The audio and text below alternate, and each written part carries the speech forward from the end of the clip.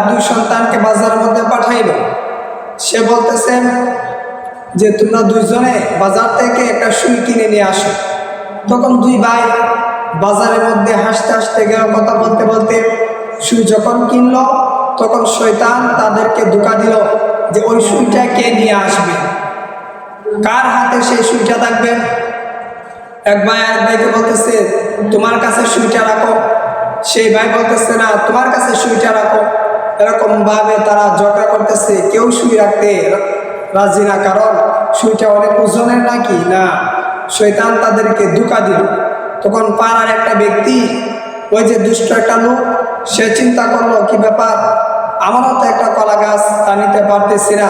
তারা দুজন যেহেতু ঝগড়া করতেছে, দেখি সেখানে গিয়ে কোনো মীমাংসা করা যায় কিনা। সে দুই ভাইয়ের কাছে গিয়ে বলল যে তোমরা কি নিয়ে ঝগড়া করো। বলো ওই যে একটা সুই মা দিয়েছিল সুইটা নেওয়ার জন্য, কিন্তু এই সুইটা কে বাড়িতে নিয়ে যাবে, কে তা বহন করে নিয়ে যাবে আমরা বুঝতেছি না। তখন ওই ব্যক্তিটা বলো আমার কাছে সমাধান আছে। তখন বলল কি সমাধান? বলে যে ওই যে একটা কলা গাছ দেখতেছ, ওই কলা গাছটার মধ্যে সুইটা রাখো। রাখার পর তোমরা দুইজনে তা কাঁধে করে যখন নিয়ে যাবে, তখন সুইটা দুইজনে নিয়ে যাবে, কারো কাছে বেশি কম বেশি হবে না, বরং দুইজনই সমান ওজনে নিয়ে যাবে। তখন দুই ভাই তারা হাসতে হাসতে তারা ওই কলা গাছের মধ্যে সুই ঢুকিয়ে তারা কাঁধে করে নিয়ে গেল। সামান্য একটা ওজনের জিনিস দুই ভাই ঝগড়া করার কারণে এটা হয়ে গেল বড় এক ওজনের একটা সুই। যে কোনো ভাই যদি হাতে করে নিয়ে আসতো তাহলে কত সুবিধা, কিন্তু এই সুইটার কারণে ঝগড়া লাগাচ্ছে। আর এই ঝগড়া লাগার কারণে এত বড় একটা কলা গাছ তারা কাঁধে করে নিয়ে এসেছে। তখন বাড়ি প্রায় কাছাকাছি আসলো। তখন ওই ব্যক্তি বলল, শোনো, এখন তোমরা তোমাদের সুইটা নিয়ে যাও, কারণ যদি এখন তোমাদের মা দেখে যে তোমরা কলা গাছ নিয়ে এসেছো তাহলে তোমাদের মা বকবে। তাই কলা গাছটা এখানে রেখে যাও আর তোমাদের সুইটা তোমাদের মার কাছে নিয়ে যাও।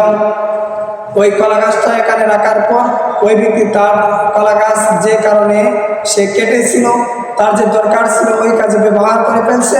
আর দুই ভাই না বুঝার কারণে শয়তানের ধোঁকায় পড়ে তৃতীয় ব্যক্তির মাধ্যমে তারা সামান্য একটা ওজনের পাতলা জিনিসকে তারা ভারী করে কাঁধে করে নিয়ে এসেছে।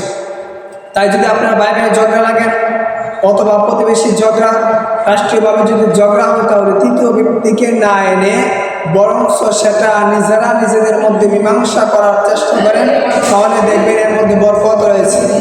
আর কোনোদিন আপনাদেরকে আরো বড় ঝামেলার সম্মুখীন হতে হবে না। তাই সামান্য একটা ছোট জিনিস এই ব্যাপারে নিজেরা যত ঝামেলা আছে ওই ঝামেলা পরিহার করে তৃতীয় ব্যক্তিকে না এনে আপনারা পরিহার করার চেষ্টা করেন।